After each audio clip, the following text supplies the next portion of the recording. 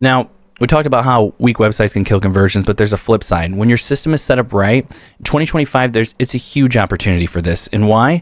Homeowners are still on Facebook every single day, and the platform's hyper-local targeting lets you zero in on exact neighborhoods that you serve.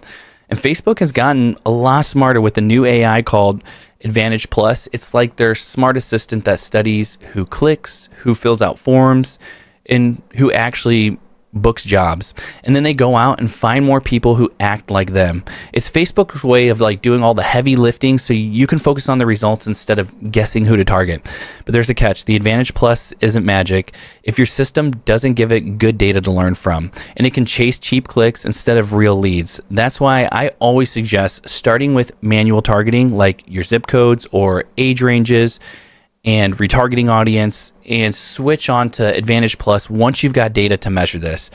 And the bottom line, when it's dialed in, the ROI can be massive. So let's look at a 4-part system that can make this possible and show you how you can plug in your business into this.